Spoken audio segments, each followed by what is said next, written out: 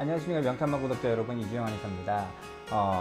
이제 나라에서 첩약 2차 건강보험 사업이라 그래가지고 이제 여러 가지 질병에 대한 한약 처방, 첩약이라고 하죠. 첩약 처방을 보험을 적용해주는 정책이 시작이 됐습니다.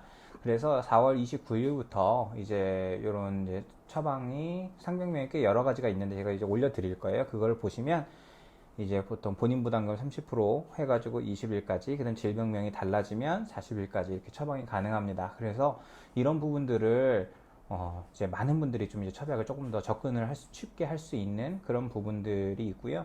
다만 이 부분에 대해 가지고 뭐 어떤 제도적인 부분이나 행정적인 부분에 있어 가지고 조금 힘들다 해가지고 한의사 분들끼리도 조금 의견이 갈리는 부분은 없지 않아 있습니다. 근데 가장 중요한 거는 사실상 이제 요번에 의료 파업 사태, 의사들 파업 사태, 전공의 파업이라고 하죠. 그 사태로 인해 가지고 생긴 이제 각종 이제 이슈들 사이에 그런 얘기들이 많아요.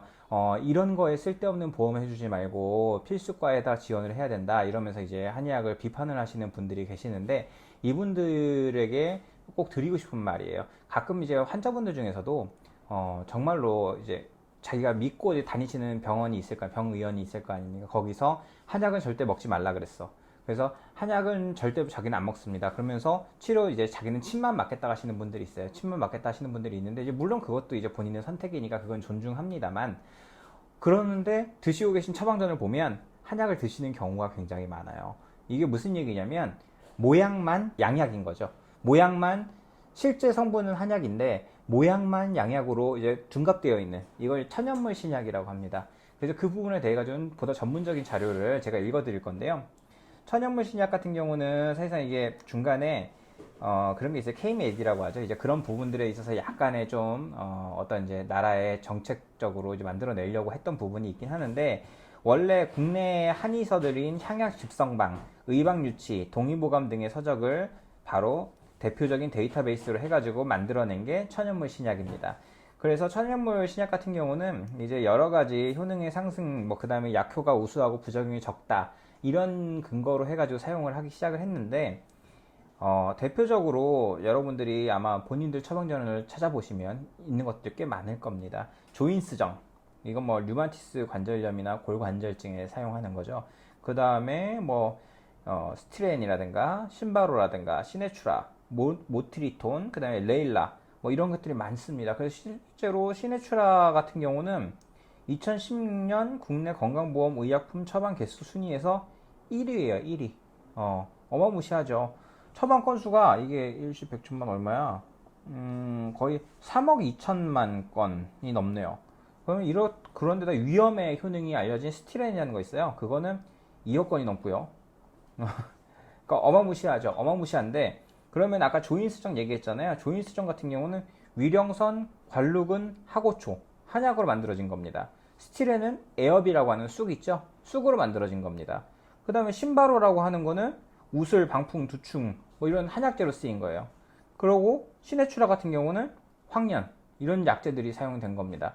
그렇다라 그러면은 이게 과연 모양만 바뀌었을 뿐이지, 결국에는 우리가 그런 거죠. 옛날에 개화기 때 일본인들이 양복 입고 나는 서양인이야 하는 거랑 뭐가 다르냐는 거죠. 본질은 바뀌지 않죠. 본질은 바뀌지 않는데도 법적으로 이런 부분에 있어가지고 뭐 어떤 모양이나 이런 부분들이 양약이라고 해서 자기는 양약을 먹고 있는 줄로 알고 있는 거죠. 그런 부분에 있어가지고 간혹 이제 양의사분들 중에서 그런 얘기들을 하죠. 한약은 절대 먹지 마세요 하면서 자기는 그걸 처방하고 있단 말이에요.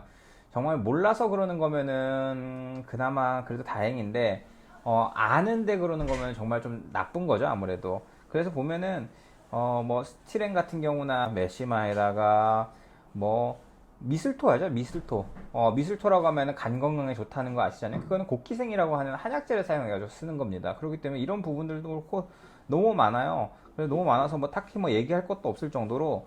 그래서 본인들이 한약을 먹고 안 먹고의 선택은 개개인에게 달려 있는 거고요. 그 다음에 한약을 믿고 안 믿고의 부분은 어떤 뭐 종교적인 것도 아니고, 그 낫게 한다라 그러면 사실상 무당 구술해서 낫는다라고 하면 그게 왜 낫는지를 연구를 해야지, 그거 자체가 무조건 누군가 자기가 싫어하는 사람이 한다고 해서, 싫어하는 단체가 한다고 해서 무조건 틀렸다라고 얘기하는 거는 결코 과학적이지 않다라고 저는 생각합니다만, 한번 본인들이 드시고 계시는 처방전, 이렇게 병원에서 받은 처방전을 한번 잘 처방 구성을 보세요. 처방 구성 보시고 검색해 보시면 요새 네이버에 다 나오거든요.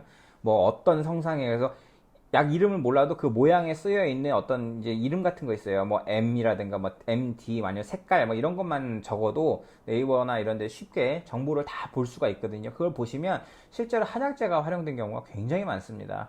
그렇기 때문에 이걸 갖다가 적극적으로 한의학에서도 활용을 하면 참 좋은데, 문제는 뭐냐면 이렇게 해가지고 제약화를 시키는 순간 한의원에서 사용하기가 조금 힘든 부분들이 아무래도 좀 있어요. 그래서 그런 부분이 있어가지고 법적으로도 그렇고 실제로 쓸 수는 있는데 뭔가 제약이 많습니다. 그렇기 때문에 안타까움은 있는데, 그렇다고 해서 여러분들이 과연 진짜로 내가 내 몸에 한약이 필요 없는데 그거 갖다가 강제로 먹히거나 이런 게 아니잖아요. 여러분의 건강을 위해서 선택해서 필요한 부분인 건데, 그 자체가 정말로 내가 나도 모르게 한약을 먹고 있으면서 나는 한약은 안 먹어요 라고 하는 말도 안 되는 그런 상태에 놓여 있는 건 아닌지 한번 확인해 보실 필요 있을 것 같습니다.